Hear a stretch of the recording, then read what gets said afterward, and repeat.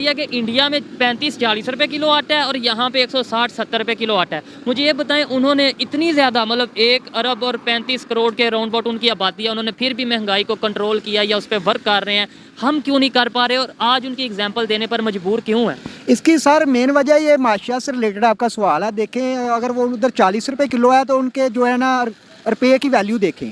हमारा रुपया D value हो गया, मेरे हिसाब से वो 4 रुपये का बनता है। अगर औसतन हिसाब लगाया जाए तो वो वहीं आ जाता है। 3.25 रुपए का बन रहा है और वो 3.25 रुपए का ठीक है, चलो ये आपने एक लॉजिक दे दिया, वो फिर भी 100 रुपया ऑलमोस्ट बनता है, 160-70 नहीं बनता। लेकिन वो 3.25 क्यों चला गया? ये शुरू से 3.25 था। लेकिन वो एक ये भी देखे ना, हमारे पास जो 3-4 अरब रिजर्व रह गए हैं वो भी किसी के हैं कि वो 500-600 करीब उनके रिजर्व हैं।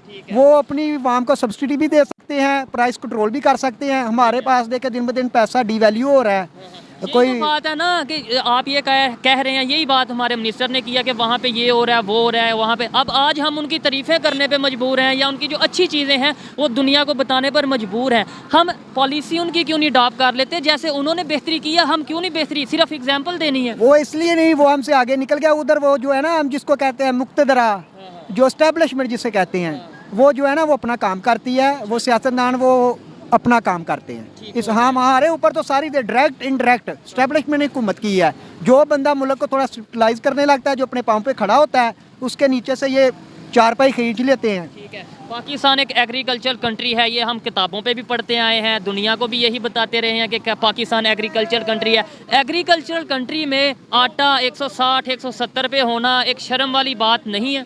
देखें, ये हम पढ़ते हैं। देखें, आप भी मेरी तरह मेरी से कम ही उम्र के होंगे, लेकिन आप देखें हमने पिछले 10-15 सालों में ज़री मुल्क है, हमने ज़राअत के साथ किया क्या है? हमने 2 काम किए, एक बच्चे पैदा किए हैं और एक सोसाइटी बनाई है। इसके अलावा हमने कोई तीसरा काम तो किया नहीं। जो ज़री ज़मीन था उधर भी सोसाइटियाँ बन गई हैं, वो पैसे कमा के वो भी पैसा बाहर ले गए हैं, इधर गरीब आदमी पिस गया। क्या समझते हैं हमें उनकी पॉलिसीज़, जो भी कंट्री बेहतर कर रहा है, अपनी पब्लिक के लिए बेहतर कर रहा है, उनकी पॉलिसीज़ को अडॉप्ट करना चाहिए, उनकी तारीफ़ करनी चाहिए कि हाँ यार वो ठीक कर रहे हैं, हमें भी ऐसा करना चाहिए? सबसे पहले तो हमें ये कश्मीर से बाहर होना चाहिए। ये कश्मीर का जो लॉलीपॉप दिया हुआ है हमें, उसने हमारा बेड़ा गर्क कर दिया। ये बॉर्डर खुलने चाहिए, यहाँ के लोग उधर तजारत करें, वहाँ के इधर आएँ। देखिए, अगर कश्मीर का मसला हल होना होता ये 70 साल में हो जाता।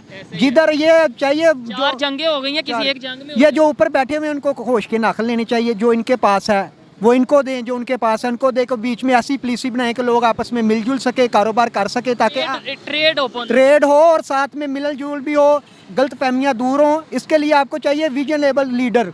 वो इस वक्त ना इंडिया के पास है, वो भी जो अगर मोदी है वो भी तो पसंद है।